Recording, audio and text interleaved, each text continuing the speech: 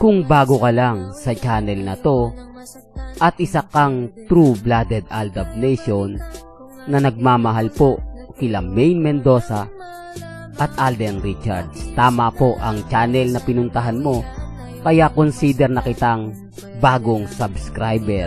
Welcome back mga kaaldab. Ito na naman po ang inyong lingkod, si Mr. Destiny.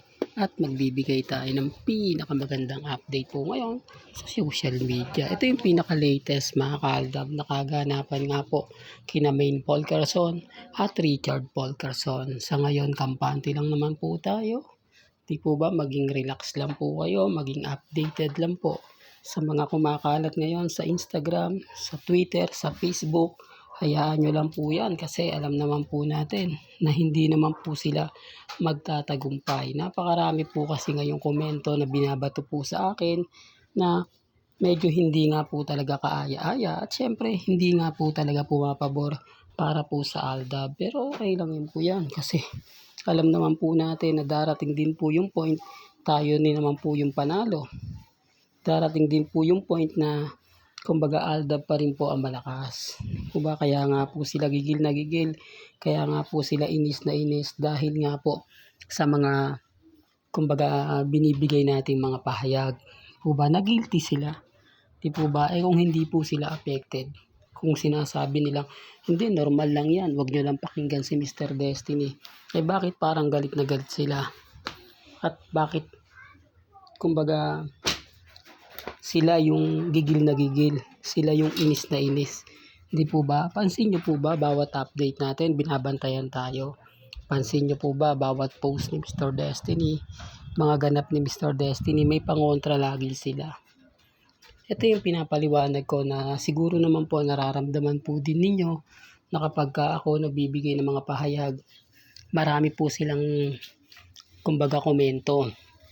Pero kapag sila po ang nagbigay ng update o nag-post, hindi mo na kailangan pang questionin. Hindi mo na kailangan pang batikusin. Dahil nagagalit nga po sila at naiinis. Lalo na nga po kapag kapwa din nila Armaine ang nagre-react at nagko-komento na parang may mali. Di po ba? Kaya nga sabi ko sa inyo mga kaaldab, pansinin nyo po muna bago po kayo mag-react. Pumasyal po muna kayo sa social media, sa Instagram, sa Twitter, sa Facebook. Doon nyo po makikita at malalaman kung ano nga po ba talaga ang buong istorya. Kung sino na nga po ba talaga ang kumbaga nagsasabi ng totoo at nagsasabi lang ng fake news. Kasi ako, sabi ko nga po sa inyo, sa tagal po natin sa social media, sa tagal po natin na nagbibigay ng mga kaganapan at update, alam na po natin yan. Hindi na po pwede sa atin pa yung mga ganyang issue. Di po ba? Lalo na po ngayon yung cut din. Nakakalungkot pero yan po yung totoo. Iniwan na po sila nila Christopher Min at nila Ogie Diaz at ilang mga vlogger ngayon. Abay hindi na nga po nagbibigay ng update.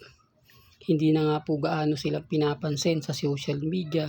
Sila na lang po yung nagpo-post. Tapos may pelikula, may teleserye pa pong kumbaga gagawin si Catherine. Di po ba? Na pumapabor nga po talaga sa ABS-CBN. Una pa lang po sa lahat, pinaliwanag ko na po yan, na taktika lang po yan ng management. Po ba? At least tayo, hindi tayo binibigyan ng pasakit ni Alden. Hindi tayo binibigyan ng mga kaganapan kay Alden Richards na ikagagalit natin. Taliwas po sa mga sinasabi nila na nagpo-post daw po si Alden Richards pabor sa mga cut din. Di po. Kaya nga po siya binash eh. Kaya nga po marami nag-react, marami nagagalit kay Alden. Simula daw po ng Pasko, never tong nagbigay ng Christmas gift o ng greetings man lang kay Catherine Bernardo. Totoo naman po eh. Di po ba? Totoo naman po yun. Nawala naman po talaga. Sabi ko nga po sa inyo, showbiz lang yan. Di po ba? Na kapag natapos na po yung palabas at wala na nga pong ganap at wala na nga pong update, abay bigla na pong mawawala yan. Di po ba? Halatang halata po. Kung si Christopher Min, hindi na nga po nagre-react ngayon eh. Pansin nyo? Si Ogie Diaz, hindi na. At yung mga ilang cut din fans. Tapos isisisi na nila sa Aldab na naman. Aldab daw po yung nagpapalaki. Common sense na lang po. Anong pakialam po ng Aldab sa Katnil? Wala po kaming pakialam dyan sa Katnil. Nag-aaway-away na nga po yung Catherine fans at Alden Fanatics. Tapos makikisaw-saw po kami. Nakapokus lang po kami kina Alden Richards at kay Maine Polkerson. At syempre sa mga Maine Fanatics. Kaya nga po kinu-question ko yung mga posts ng Maine Fanatics. Bakit hindi nga po sina Congressman at si Mengay ang nagpo-post? Bakit kailangan pa manggaling sa mga admin na halatang ini-edit lang po nila?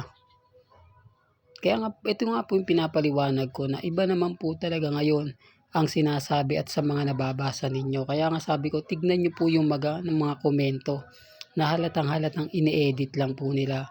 Halata po na yan ay una pa lang. Di po ba?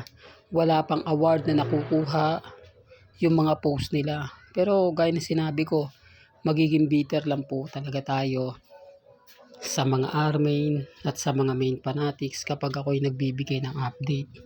Pero kapag sila hindi, yan ang pagkakaiba nga po ng kumbaga pagbibigay ng update sa Aldab Nation. Ako since 2015 Aldab na po talaga tayo eh. Kaya hindi nila po pwedeng sabihin na wala po akong alam.